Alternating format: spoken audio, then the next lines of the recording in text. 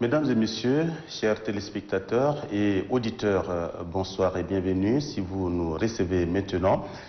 Les radars du monde entier sont braqués sur le Tchad qui abritera le 15 et le 16 février prochain les travaux de la 7e édition du sommet des chefs d'État et du gouvernement du G5 Sahel. Travaux au cours desquels la question du développement occupera tout naturellement une place de choix. Pour en parler, j'ai l'honneur d'accueillir sur ce plateau trois éminentes personnalités. Il s'agit respectivement de M. Kouldjim Guidio, il est le chef du département Résilience et Développement Humain du G5 Sahel. M. Kouldjim, bonsoir. Bonsoir. Et à ma droite, j'ai M. Mikailou Sidibé, lui il est le chef de département infrastructure également du G5 Sahel. Bonsoir Monsieur Sidibé. Bonsoir. Et enfin le troisième invité est Monsieur Dikolum Miaoudou. Lui il est expert chargé des infrastructures du CNC Tchad. Entendez par CNC le Comité national de coordination des actions du G5 Sahel au Tchad. Monsieur Dikolum, bonsoir à vous également. Bonsoir monsieur. Voilà, la question, la première est donc de savoir ce que c'est que le G5 Sahel d'abord pour planter le décor et vous allez me dire, Monsieur Sidibé surtout, pourquoi le G5 Sahel est plus connu plutôt comme un outil de sécurité qu'une structure de développement. Ok, merci beaucoup et c'est aussi un plaisir d'être reçu dans le cadre de ce plateau pour pouvoir parler, on va dire, du sommet et spécifiquement du volet développement du G5 Sahel. Et effectivement, le G5 Sahel, c'est une organisation en fait qui a deux piliers. On a le pilier sécurité et le pilier développement. Le pilier sécurité a pris, on va dire, de l'ampleur compte tenu du contexte sécuritaire en fait que la région connaît, et également du fait d'engagement de beaucoup de partenaires sur ce secteur sécuritaire. Et donc du coup, au niveau, on va dire, des médias, en fait, la communication sur les volets sécurité a pris de l'avant. Cela n'empêche pas que la partie développement représente une part vraiment importante en termes de financement, en termes d'investissement au niveau du G5 Sahel. Et comme il faut le savoir, on ne peut pas avoir de sécurité naturellement sans qu'il y ait en fait le volet développement qui est là. Donc la partie sécuritaire doit pouvoir nous accompagner pour la mise en œuvre des actions de développement au niveau de l'espace G5 Sahel. Alors, M. Kouldjim, puisque M. Sidibé venait tout à l'heure d'évoquer les deux axes prioritaires des actions du G5 Sahel, à savoir la sécurité et le développement, on ne peut pas parler de développement sans sécurité. De manière plus concrète, comment ça se passe dans cet espace G5 Sahel? Je dois dire qu'à la création du G5 Sahel en 2014 à Nouakchott, l'objectif que les chefs d'État se sont fixés, c'est d'avoir un instrument qui va s'orienter d'abord beaucoup plus sur les questions de développement de ces pays du G5 Sahel, le Burkina, le Mali, la Mauritanie, le Niger et le Tchad. Que vous savez tous, ce sont des pays qui ont beaucoup de choses en commun. Quand vous prenez le volet développement, aujourd'hui, c'est des pays qui ont à peu près le même niveau de développement. Et tous les indicateurs qu'on a au niveau national, tout comme au niveau international, le démontrent bien. Il s'agit entre autres de faible niveau de développement, surtout quand on voit l'indice de développement humain de ces pays, eh bien, ces pays sont au bas de l'échelle. Il y a aussi la question liée à la croissance démographique, parce que c'est des pays aussi qui ont un taux de croissance démographique assez élevé. Les effets du changement climatique, parce que le Sahel aujourd'hui est frappé de plein fouet des effets, des impacts négatifs du changement climatique. Il y a naturellement la question de la sécurité alimentaire aussi qui est récurrente dans cet espace-là, et aussi la faiblesse de nos infrastructures, qu'on va revenir en détail. Mais en gros, c'est des pays qui, sur le plan de développement, partagent ce faible niveau de développement, comme je l'avais souligné. Donc, en fait, pour le chef d'État, c'est d'avoir un instrument qui va apporter sa contribution au développement de ces pays-là. C'était ça le premier objectif qui a été assigné au G5 Sahel. Maintenant, comme dans cet espace-là, la question de sécurité est aussi récurrente avec les conflits que nous connaissons. Ouais. Le terrorisme, la situation au nord du Mali, au nord et au centre du Mali, la situation au niveau des trois frontières Burkina, Mali, Niger, la situation dans le bassin du lac Tchad, et j'en passe, et bien toutes ces situations-là comme l'a dit mon collègue Sidibé, cette situation sécuritaire a mobilisé beaucoup de partenaires. Et beaucoup de débats, beaucoup de communications ont été faites sur les aspects sécuritaires. C'est ce qui fait que pour le citoyen lambda, eh bien, le G5 Sahel, c'est une organisation sécuritaire. Mais en réalité, on a un volet développement qui est très important. On va revenir là en détail pour expliquer qu'est-ce qui est fait, qu'est-ce qui est en cours, qu'est-ce qui est fait et qu'est-ce que nous entendons faire. Il y a certains pays, notamment le Mali, qui sont fortement secoués par les terroristes. Et ça pose sérieusement un problème de développement puisque les gens ne sont pas, ils sont pas tranquilles, hein, ils ont toujours la peur dans leur ventre. Eh bien, comment on peut se développer dans cette situation, dans ces conditions-là? Moi, je dis face à la situation actuelle que nous connaissons tous, où sont liés l'insécurité, le terrorisme et lié également aux opportunités que nos pays disposent, je pense que la question de développement est cruciale afin qu'on puisse sortir de ce tourment. Parce que la population n'a pas suffisamment de moyens pour s'en sortir. Nous savons tous que le terrorisme intervient là, en pressant nos populations, n'ayant pas d'autre opportunité que de repartir vers eux. Je pense que la question de développement est cruciale si nous voudrions vraiment éradiquer complètement le terrorisme dans nos 5 pays. Je reviens vers vous, M. Kouldjim, pour que vous nous parliez des projets intégrateurs dans l'espace G5 Sahel et également nous parler de leur impact. La question, le G5 vient appuyer les efforts déjà des gouvernements, les efforts en cours des gouvernements. C'est vrai que beaucoup des efforts ont été réalisés par nos gouvernements, mais beaucoup reste à faire. Surtout que les pays du G5 Sahel sont des pays qui, en termes de superficie, sont des pays qui ont très large. Il y a beaucoup de zones dans nos pays qui ont échappé carrément à nos gouvernements. Il y a beaucoup de zones où il n'y a pratiquement pas des actions de développement. Et c'est dans ces zones-là, effectivement, que nous appelons des zones fragiles. C'est dans ces zones-là, effectivement, qu'il y a les risques de développement des activités terroristes. Donc, le développement va... Ce que nous faisons au niveau du G5, c'est d'accompagner les États, d'accompagner les gouvernements dans leurs efforts en ciblant vraiment les zones transfrontalières, c'est-à-dire les zones à risque que nous avons déjà identifiées à partir d'un certain nombre d'études que nous avons fait au niveau du secrétariat exécutif. Maintenant, pour revenir à des actions de développement, il fallait d'abord partir d'une référence. Et notre référence, c'est la stratégie pour le développement et la sécurité, qui avait été, dont on a commencé l'élaboration en 2014 à Niamey, et que nous avons finalisé et validé en 2016 par le Conseil des ministres. Donc ça, c'est le document de référence qui est articulé autour des priorités des États. Et cette stratégie-là s'est fixée une vision, des objectifs et des actions prioritaires. Et il est articulé autour de 4 axes, ça il faut le souligner. Le G5 travaille sur 4 axes. Le premier axe qui porte sur la sécurité et la défense.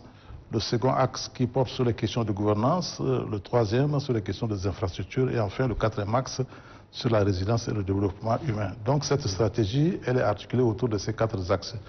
Et pour la mise en œuvre de cette stratégie, nous avons élaboré un plan d'action que nous appelons le programme d'investissement prioritaire. Donc ce programme d'investissement prioritaire, c'est un portefeuille de projets.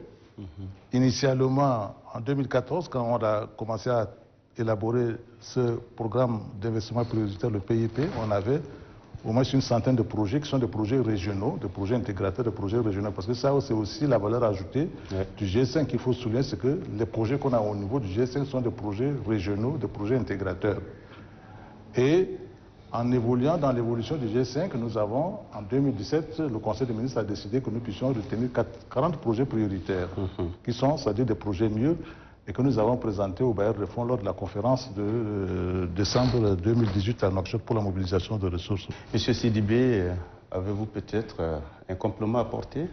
Notre document stratégique, c'est-à-dire ce document cadre appelé la stratégie pour le développement et la sécurité, qui a campé un peu la vision des chefs d'État, nous a permis de définir un certain nombre d'actions pour pouvoir opérationnaliser, on va dire, cette stratégie. Et donc, dans ce cadre-là, dans le cadre du programme d'investissement prioritaire, qui est l'outil de mise en œuvre de la SDS, on a choisi un certain nombre de projets, dont nous avons des projets intégrateurs qui concernent naturellement les 4 axes qu'il a cités, mais également au niveau de l'axe infrastructure, nous avons des projets intégrateurs dans le domaine des transports, dans le domaine hydraulique, dans le domaine énergie et dans le domaine des télécommunications. Donc tous ces projets permettent en fait aux États d'avoir une certaine intégration, mais également de pouvoir développer, on va dire, des pôles de croissance dans les zones fragiles comme il l'a cité. Parce que nous ciblons, on va dire, les zones qui ont été défavorisées pendant longtemps par les projets et programmes de développement. Parce que le plus souvent, la logique d'investissement des partenaires, c'est d'aller vers les zones où, on va dire, on a beaucoup plus de concentration en termes humains. Donc c'est là-bas que les projets de développement sont plus ou moins rentables. Voilà, suivant cette logique-là. Et ce qui fait qu'au fil du temps, les zones frontalières éloignées des centres urbains ont été beaucoup défavorisées. Donc nous mettons l'accent, on va dire, au niveau de ces zones-là, qui permettent de faire des jonctions entre les différents pays du G5, de façon à avoir, on va dire, un espace harmonisé, intégré et vraiment où le développement durable est assuré. Puisque nous sommes en train de parler des projets, on va y rester. Je veux me retourner vers le doyen, si je peux l'appeler ainsi, M. Djikolum Miaoudou.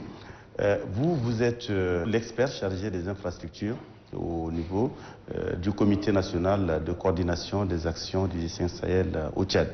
Alors, même si M. Kouldjim disait tantôt que les projets au niveau du G5 Sahel sont des projets régionaux, j'aimerais savoir quand même quelle est la part du Tchad. Les projets que les pays du G5 ont présenté à la table ronde de décembre 2018 à Nouakchott, pour le Tchad, il y en a suffisamment. On a suffisamment.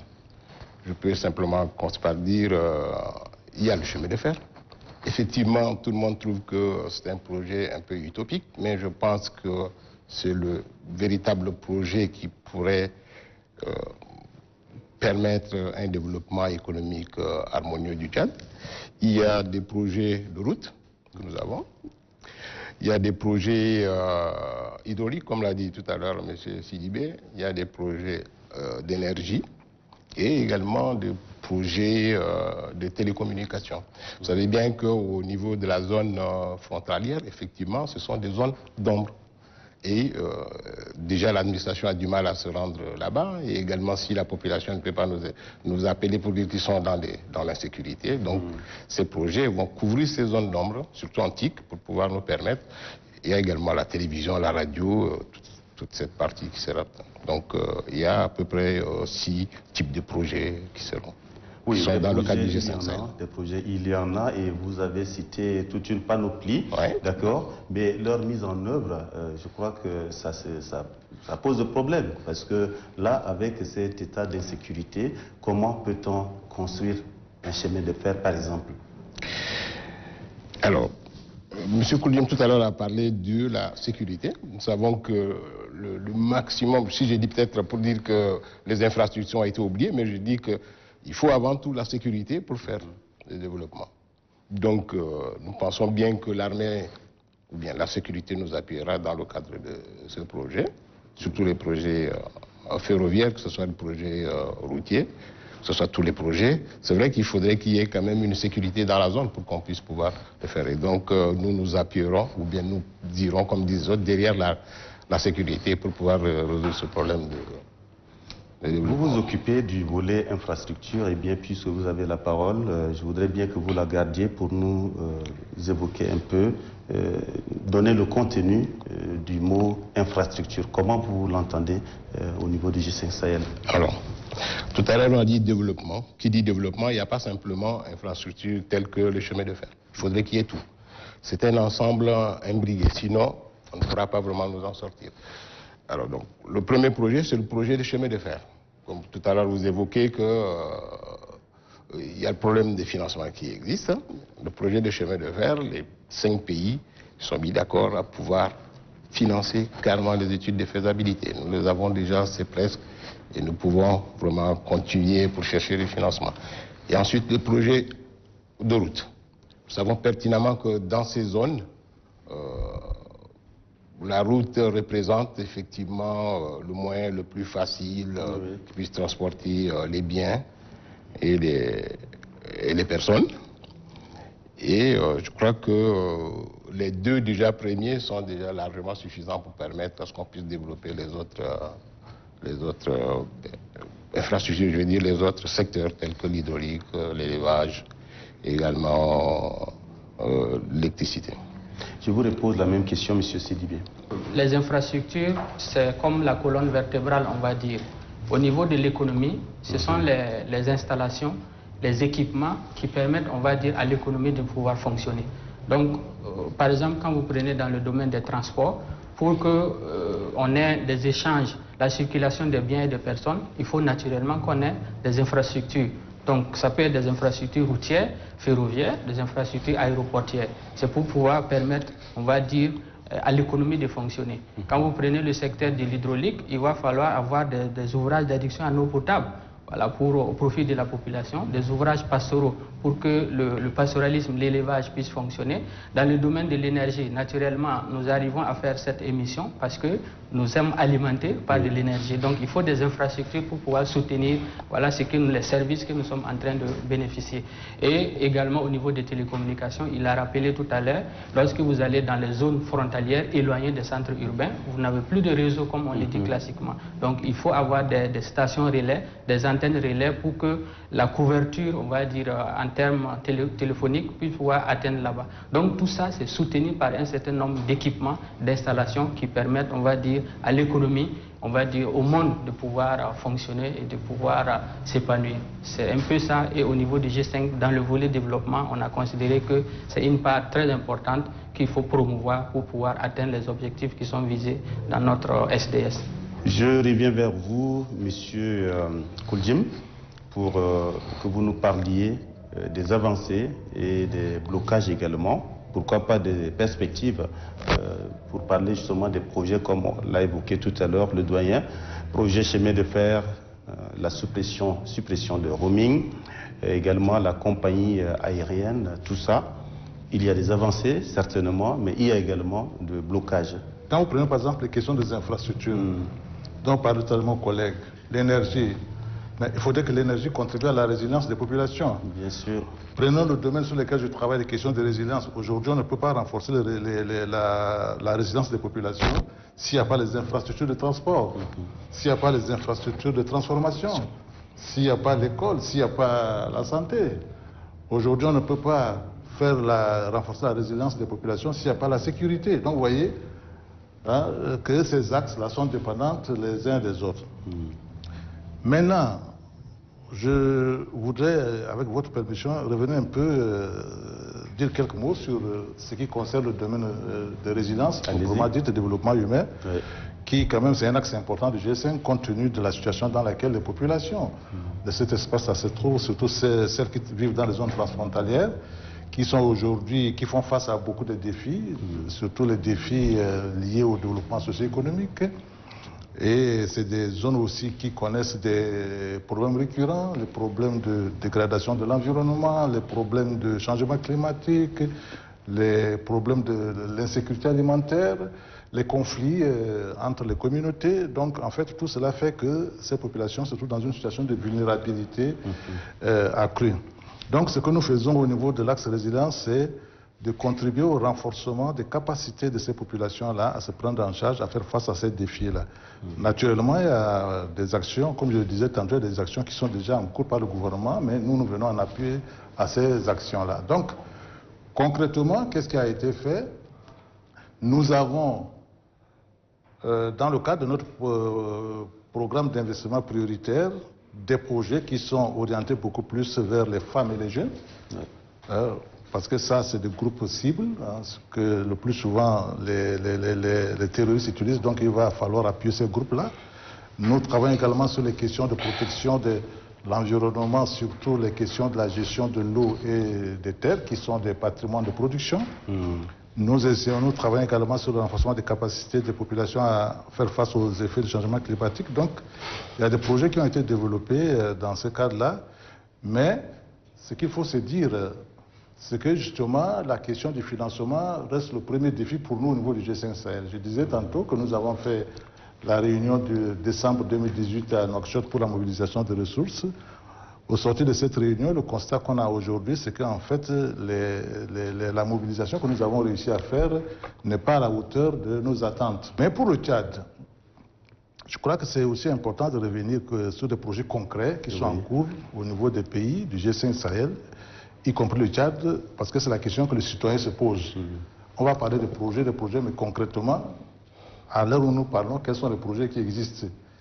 Premièrement, nous avons un projet important financé par la Banque africaine de développement qui vient en appui au plan national de réponse des pays face à la pandémie à coronavirus, qui est d'un montant de 20 millions de dollars américains donnés entièrement en don par la BAD et dont le Tchad en bénéficie aussi, qui s'exécute dans la région du lac Tchad, dans cette zone du lac Tchad.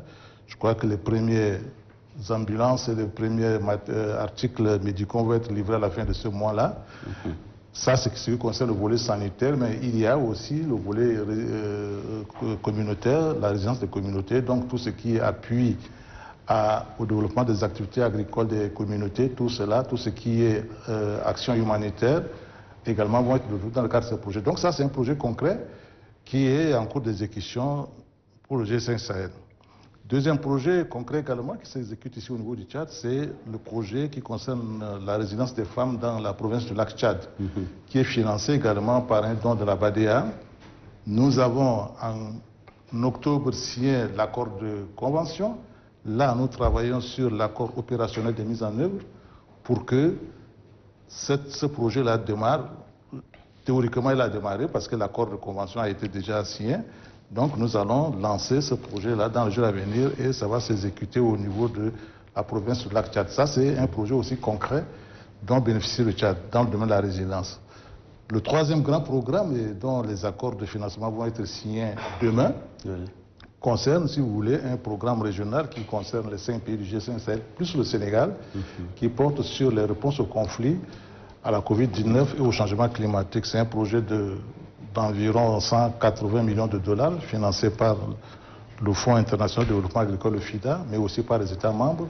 Donc les accords de financement vont être signés demain. Donc ça aussi, c'est un projet concret dont bénéficie le Tchad au même titre que les autres pays du G5 Sahel.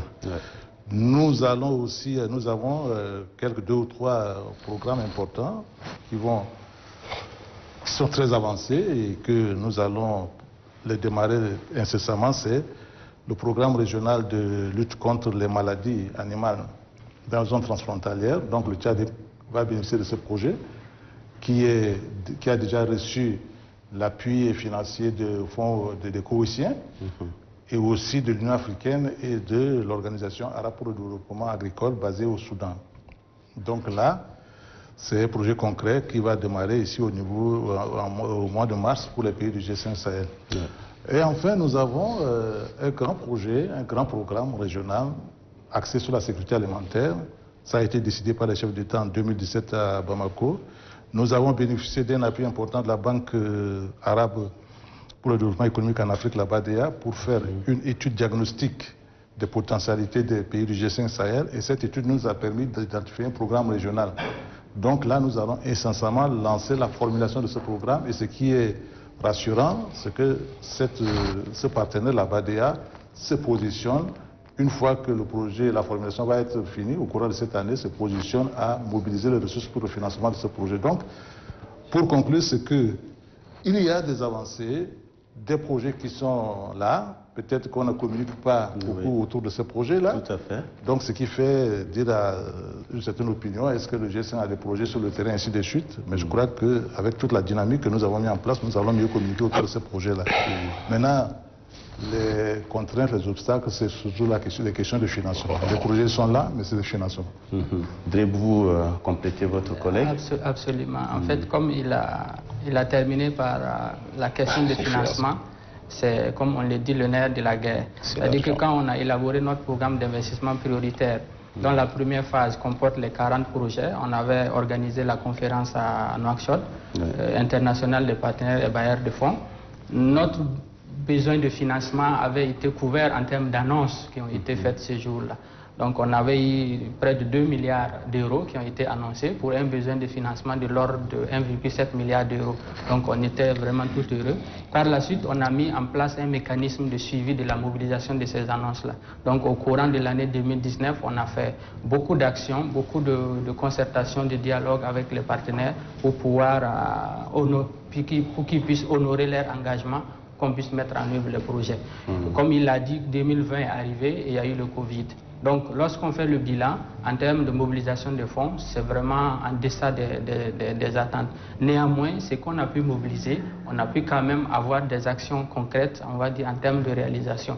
Donc au niveau du domaine des transports, donc le projet de chemin de fer dont on a parlé tout à l'heure, au jour d'aujourd'hui, l'étude de faisabilité de ce projet est bouclée, est validée. Et l'étude a permis de définir les caractéristiques techniques de la ligne qui va aller de Nouakchott jusqu'à N'Djamena ici, et qui a aussi évalué en termes financiers ce que ça coûte le projet et évalué toutes les questions de rentabilité en fait de ce projet important.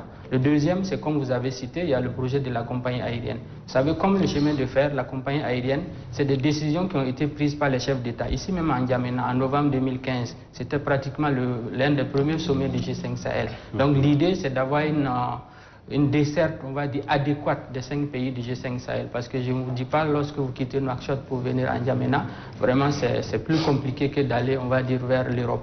Donc l'idée, c'est d'avoir un outil pour pouvoir avoir cette intégration, mais également faciliter, on va dire, les dessertes entre les pays. Donc pour ce projet aussi, nous avons pu mobiliser des financements auprès de la Banque arabe pour le développement économique en Afrique, BADEA, qui a financé l'étude de faisabilité de ce projet de compagnie aérienne. Aujourd'hui, l'étude est bouclée. Il y a des options qui ont été dégagées pour créer la compagnie, notamment 4 options. On pourra revenir après dans les détails. Et ces options sont soumises, on va dire, à l'approbation des hautes autorités, on va dire, de l'institution pour que nous puissions aller de l'avant. D'ores et déjà, lors du dernier sommet qui s'est tenu à Nouakchott en février 2020, les chefs d'État avaient manifesté la volonté d'avoir, on va dire, l'espace G5 Sahel unique, c'est-à-dire qu'on puisse avoir des compagnies qui existent dans l'espace, qui puissent desservir les pays, sans qu'il y ait des contraintes juridiques, des contraintes d'ordre commercial de ces gens-là. On avait identifié certaines contraintes, certaines barrières qu'il fallait lever. Donc au nombre de ces barrières, c'était les taxes que les États eux-mêmes en fait imposent au niveau des appels internationaux entrant dans les pays. Donc l'idée c'était qu'on puisse, on va supprimer ces surtaxes-là au niveau des opérateurs pour qu'on puisse aller vers, on va dire, espace free roaming au sein des G5 Sahel. Au jour d'aujourd'hui, on a eu beaucoup d'avancées. Au niveau du Tchad, par exemple, dans la loi de finances 2021, les appels venant des pays du G5 Sahel sont exemptés, on va dire, de taxes. Donc ça nous permet d'aller de l'avant. La Mauritanie a pris un décret pour faire la même chose, pour exonérer les appels des autres pays. Au niveau du Burkina et du Mali, on n'avait pas ces contraintes, donc nous avons vraiment fait un chemin. Et je pense, j'espère bien que d'ici la fin de l'année, ça sera chose faite. D'ores et déjà, quand vous circulez aujourd'hui, vous avez des accords d'itinerancement avec ma puce mauritanienne quand je suis ici. Je sens déjà qu'on a avancé par rapport à ça. C'est quand même un acquis, même s'il y a des obstacles qui sont là. Donc au niveau des autres secteurs aussi, secteur de l'hydraulique, il y a eu des projets qui ont été élaborés. Dans certaines parties de l'espace G5 Sahel, on a pu avoir des démarrages de ces projets. Au niveau du Tchad, c'est au niveau de Canem qu'on a identifié des projets d'adduction en eau potable et des ouvrages pastoraux. Le processus est en cours et j'espère bien qu'au cours de cette année 2020, on pourra avoir le début de mise en œuvre. Au niveau du secteur de l'énergie, la Banque africaine de développement, la BAD, a lancé l'initiative Desert to Power. Donc comment on va dire tirer pour le potentiel du désert, comme on a le soleil en abondance, pour pouvoir promouvoir les énergies renouvelables, notamment le solaire.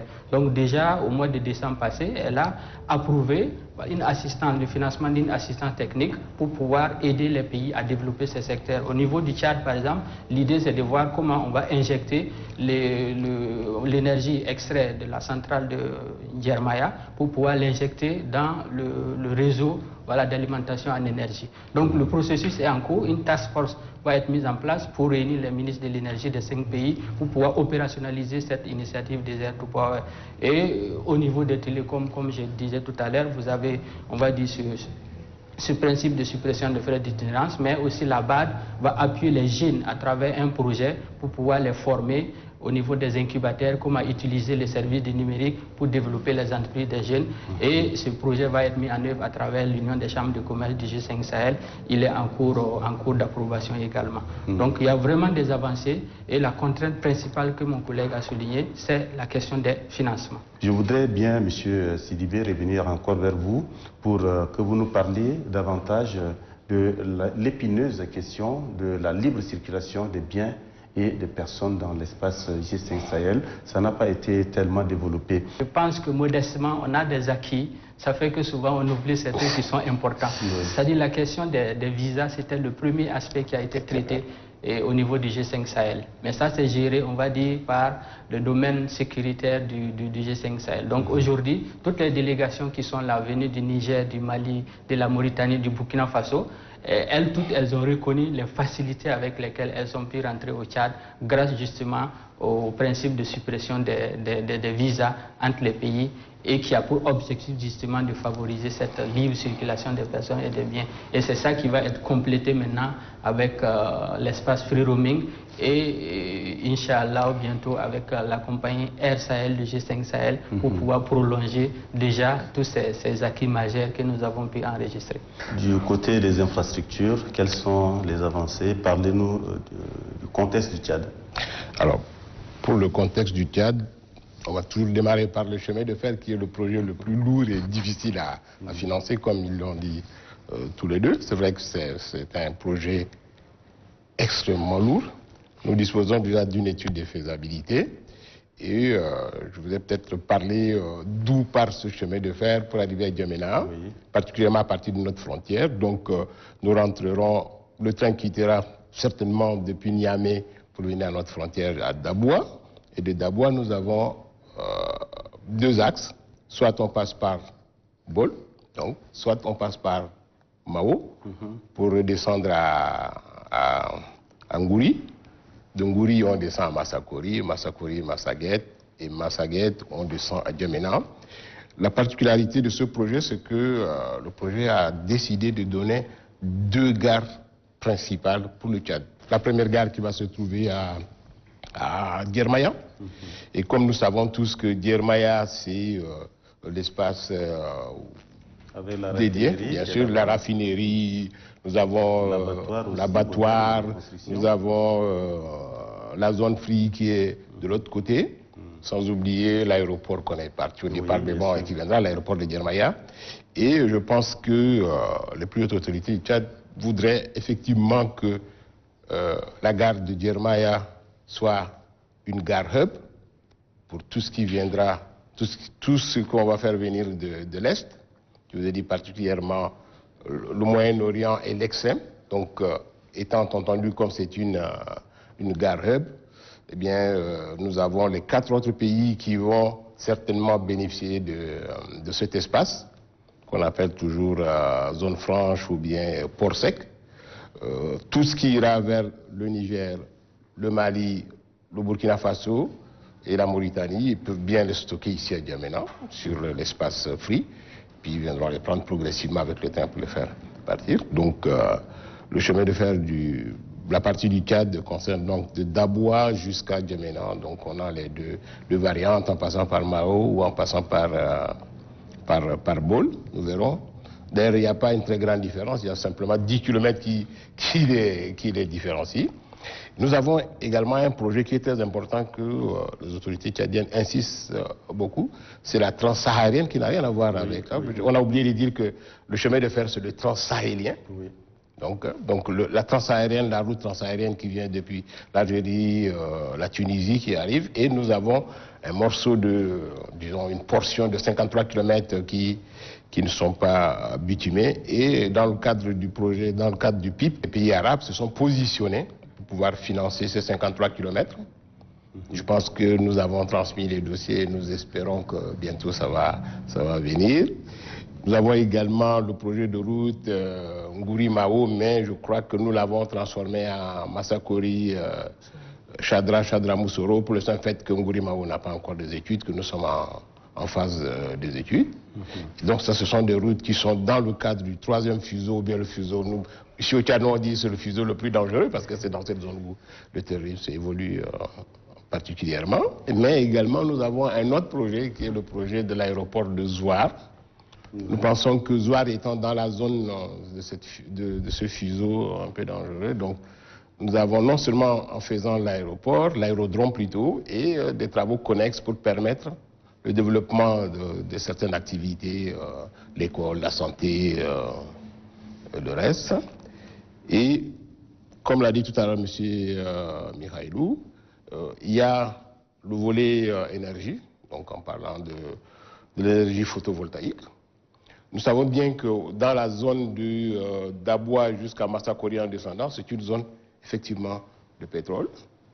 Et pensons bien que toutes ces opportunités, toutes ces potentialités que le Tchad dispose rendraient effectivement le projet du G5 Sahel le plus attrayant. Et surtout que c'est un projet intra-régional et ainsi de suite. Nous pensons vraiment que ça développerait les 5 pays. D'accord. Alors, tout ce que nous disons, c'est sous réserve de Covid-19.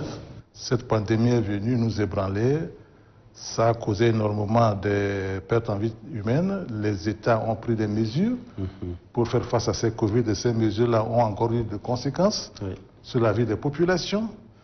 Et aujourd'hui, nos États qui sont très fragiles, avant même Covid, sont devenus encore beaucoup plus fragiles. Donc naturellement, les conséquences, les impacts de Covid, nous allons traîner ces impacts-là, voire 4, 5, 6 ans. Surtout sur le plan social, sur le plan économique, même si avec les efforts, avec le vaccin qu'on développe, si on arrive à maîtriser l'aspect sanitaire, les impacts socio-économiques, nous allons les traîner longtemps. Mais ce qui est aussi intéressant dans cette affaire-là, c'est que, effectivement, cette pandémie doit aussi nous interpeller dans nos politiques de développement. Monsieur le doyen, le Tchad, par exemple, si il arrivait qu'on vive avec la Covid-19, puisque tantôt on dit qu'il faut chercher à s'habituer parce que ce n'est pas évident que cette pandémie, à cette allure-là, puisse disparaître très rapidement. Et comment on va faire? Il a parlé de la fragilité de nos États. Le Tchad, particulièrement, est assez fragile. Et si l'économie est ainsi ébranlée, comment on doit faire pour supporter ce choc-là? C'est une question tout à fait difficile. Je crois qu'en ce moment, tout le monde est en train de penser, à réfléchir comment vraiment on puisse sortir de cette pandémie ou bien de trouver des alternatives pour pouvoir sortir de cette pandémie. C'est vrai que le Covid est un problème sérieux, d'ailleurs même dans la mise en œuvre même de nos projets, parce que nous savons bien qu'il faudrait avoir des distances 1 mètre entre nous et au chantier, on a l'habitude de se frotter régulièrement. Je pense que l'éradication de la Covid est tout à fait... Il faudrait qu'on l'ait pour que vraiment certains projets puissent s'exécuter correctement.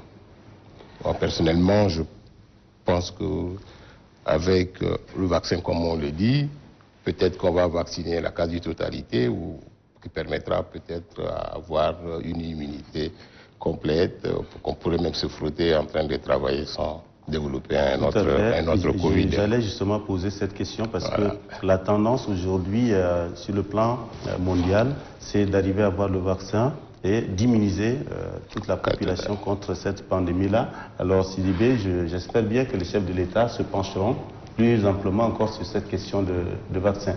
Absolument. En fait, d'habitude, traditionnellement, en fait, il y avait un tour d'horizon sur la question sécuritaire qui était la question préoccupante au niveau de l'espace G5 Sahel. Comme mon collègue Koulijim l'a dit, à cette question déjà préoccupante, c'est ajouter le Covid ou la Covid. Donc naturellement, les chefs d'État se pencheront sur la question. Et je pense que d'ores et déjà, il y a eu beaucoup d'initiatives de leur part depuis le début de la pandémie pour non seulement prendre des mesures au niveau national, mais également cet appel auprès de la communauté internationale pour les questions de la dette, voilà, qui pèse lourdement sur nos économies.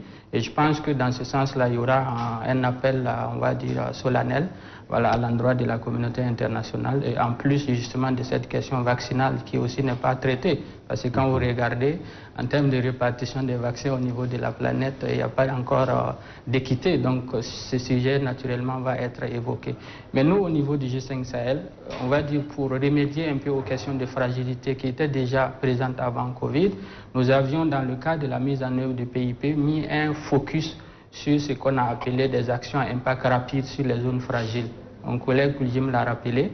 Et donc, du coup, au niveau en début d'année 2020, il y a ce qu'on a appelé le cadre d'action prioritaire intégré CAPI, que les chefs d'État ont approuvé, qui est une sorte de déclinaison des projets structurants dont on a parlé tout à l'heure, mais au niveau des zones fragiles, et qui vont permettre d'impliquer, on va dire, les pouvoirs locaux, les collectivités territoriales, qui, elles, sont au contact direct avec les populations. Et c'est à travers elles, souvent, que les besoins présents des populations émergent. Donc, ce cadre d'action prioritaire, qui contient un certain nombre d'actions vraiment à impact rapide, dont les montants, les coûts ne sont pas élevés, et pour lesquels nous avons approché les partenaires pour pouvoir aider à, on va dire, mettre en œuvre ces actions, pour pouvoir soutenir les populations à la base. Je peux dire que, bon, quand même, en termes de début de mise en œuvre, on est rassuré parce que le projet PAREJ dont j'ai cité tout à l'heure, le projet d'appui à la résilience des entreprises des jeunes, financé par la BAD, qui va être mis en œuvre à travers les chambres de commerce, l'idée c'était ça. C'est-à-dire que lorsqu'on va sortir de Covid, il faut former les jeunes de demain qui vont intégrer, on va dire, cette question de fragilité, des risques qui est là, pour pouvoir développer des entreprises qui puissent être résilientes, on va dire, aux différents chocs qu'on aborde. Et parallèlement à ça, il y a aussi d'autres discussions que nous avons avec les partenaires membres de l'Alliance Sahel, dont l'Allemagne assure le comité de pilotage opérationnel, qui est en train de réfléchir, de mettre en place une sorte de facilité, voilà, qui va recueillir des financements pour pouvoir financer des actions comme ça, impact rapide, dans les zones fragiles. Donc on peut dire que, bon, lorsqu'on va sortir progressivement de la pandémie avec tous ces outils qui vont être intégrés dans le cadre de la nouvelle stratégie qu'on va avoir au niveau du G5 Sahel, on va pouvoir avoir des actions vraiment visibles, à impact rapide, on va dire, sur ces zones qui sont fragiles. Alors, nous étions en train de parler de la sécurité, du développement, mais on ne peut pas parler de développement sans parler de l'éducation. Très rapidement, je voudrais que vous vous prononciez sur cette question-là. Dans l'espace G5 Sahel, la question d'éducation se pose avec acuité. D'ores et déjà, le constat, il est là. Vous avez aujourd'hui des zones au sein du fuseau centre naturel, notamment du G5 Sahel, où il n'y a plus d'écoles, où toutes les écoles ont fermé, les enfants sont abandonnés à eux-mêmes. Le Covid aussi est arrivé avec les mesures barrières. Ça fait qu'il y a beaucoup d'enfants qui sont dans la nature, alors que souvent, c'est le terreau fertile de recrutement, on va dire, de ces forces terroristes-là. Donc, au niveau de l'axe résilience, comme je disais, il y a vraiment une prise en charge de cette question-là. Et je pense qu'il peut mieux développer ce sujet-là que moi. D'accord. Alors, gardez la parole pour carrément dire votre mot de fin, parce que notre entretien tire déjà à sa fin. Mon mot de fin, c'est d'abord vous remercier de nous avoir offert cette tribune pour pouvoir parler, on va dire, du G5 de façon globale, mais des actions dans le domaine du développement. Donc l'idée, c'est en gros, en deux mots, que nous ayons, on va dire, un portage, un soutien politique et diplomatique de haut niveau, au niveau de nos chefs d'État, pour pouvoir traiter cette question de développement qui, pour moi, conditionne, on va dire, la sécurité. Et le deuxième aspect, c'est au niveau des partenaires qui nous accompagnent, que les partenaires puissent, on va dire, mettre plus en avant les référentiels que nous avons développés, parce que ce sont des référentiels qui tirent, on va dire, leur fondement des besoins que nous avons identifiés. Et en partant, on va dire, de la connaissance du terrain. Plutôt que, on va dire, de mettre en œuvre leurs propres stratégies, on va dire, qui sont légitimes, qui sont justes, mais qu'il y ait un certain alignement, une certaine coordination des actions sur le terrain, si on veut vraiment avoir des effets, des impacts qui sont visibles. C'est vraiment le mot que je voudrais lancer. Merci. Monsieur Kouldjim Guidio, en termes de mots de fin, qu'est-ce que vous avez envie de dire? Bon, avant de dire mon mot de la fin, je voudrais peut-être revenir sur 2 ou 3 points qui me paraissent importants. La question de Covid, je crois qu'on ne peut pas sortir de cette pandémie-là sans une solidarité au niveau mondial. Quels que soient les efforts que chaque pays va fournir, il faudrait qu'il y ait une solidarité vraiment mondiale, et c'est là où la question de la dette, comme a dit mon collègue Sidibé, est importante, la question de répartition des vaccins, aussi s'avère important. Je crois peut-être que les chefs d'État vont en parler. Mais aussi, il faudrait qu'au niveau mondial, que les gens arrivent à développer des outils qui permettent facilement de relancer l'économie et surtout permettent à nos pays qui sont très fragiles, qui ont beaucoup plus de contraintes, à s'insérer très rapidement dans la dynamique de développement économique et social au niveau mondial. Donc, c'est pour dire que sans une solidarité mondiale, il serait très difficile de sortir de cette pandémie. Ça, c'est le premier élément. Le second élément, vous avez parlé de l'éducation, c'est vrai. Je me souviens que lorsque nous avons, au courant du mois de décembre, nous étions reçus par le maréchal, ici à N'Djamena, avec le secrétaire exécutif, et nous avait assigné un certain nombre de défis importants sur lesquels il faudrait qu'on travaille. L'éducation, la santé, l'énergie, la sécurité alimentaire et les routes. Et nous, au niveau du G5, nous avons déjà pris le devant pour préparer, avec l'appui de nos partenaires, un grand projet, qui est un projet de réponse éducative aux enfants en dehors du système éducatif, surtout dans les zones transfrontalières. Aujourd'hui, peut-être dans les grands centres, il y a les écoles, les enfants vont à l'école. Et quand vous partez plus loin, il y a des zones aujourd'hui dans nos pays, il n'y a même pas une école, les enfants ne sont pas partis à l'école. Donc ces enfants qui arrivent à l'âge de 13 ans, 14 ans, sans éducation, généralement c'est des groupes à risque. C'est des groupes à risque qui peuvent être facilement recrutés par les groupes terroristes. Donc nous pensons qu'il faille travailler, accompagner les États, parce qu'il y a des politiques éducatives déjà au niveau des États, mais nous, G5, nous vient d'accompagnement, donc on a mis l'accent sur cet aspect des enfants en dehors du système éducatif. Donc c'est aussi pour répondre à la question sur l'éducation. Maintenant, le mot de la fin, je pense que première chose, c'est que cette rencontre, cette table ronde, a été pour nous l'occasion d'informer le public qu'effectivement le G5, en dehors des aspects sécuritaires, il y a des aspects, des questions de développement qui sont importantes. Tout à fait. C'est vrai, nous travaillons, il y a des avancées, il y a des obstacles, mais nous allons continuer à travailler sur cette question de développement. Et comme on l'a dit, mon collègue CDB, nous on met beaucoup plus l'accent sur l'aspect territorial, sur une approche territoriale, travailler vraiment avec les communautés sur des projets dont ils sont capables de mettre en œuvre, de faire le suivi avec des coûts assez moins élevés qu'on pourrait facilement mobiliser. Ça, c'est vraiment une valeur ajoutée du G5 qu'il faudrait souligner. Maintenant, pour finir, je crois que le Sahel, de façon générale, on a toujours l'habitude de présenter le Sahel comme étant un espace de défis, de pauvreté, de misère, de conflit. Mais le Sahel, c'est un espace d'opportunité. Oui. C'est aussi un espace d'opportunité. Cet aspect, on ne le voit pas tellement, on voit seulement les aspects liés au conflit qui existent, à la pauvreté, à la misère des populations, mais on ne voit pas que le Sahel est un espace d'opportunité. On a d'opportunités, il faudrait qu'à un moment donné, qu'on puisse transformer cette opportunité en richesse. Et je pense que ça, vraiment, au niveau des pays sahéliens, surtout au niveau des G5, c'est vraiment notre vision, notre objectif, et nous espérons que tout ce que nous faisons va naturellement contribuer à l'amélioration des conditions de population de cet espace-là. Donc, une fois encore, je pense que les populations des pays du G5 Sahel doivent croire en cette organisation.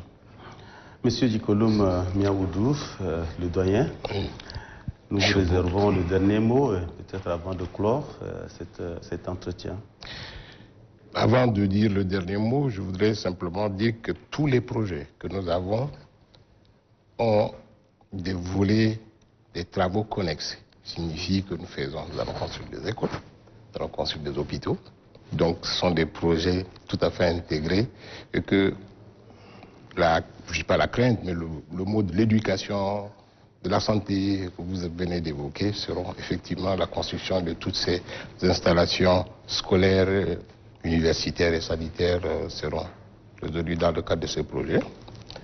Mon mot de fin, peut-être mes mots de fin, seront ceux-ci. Premièrement, il faudrait vraiment que nos autorités, les plus hautes autorités, fassent un portage, parce que ce sont des projets trop lourds, comme l'a dit M. Sidivé, 2 milliards d'euros. Donc il faudrait vraiment que les présidents fassent des portages de projets afin qu'on puisse les réaliser si effectivement nous voudrons bouter hors le terrorisme de nos zones.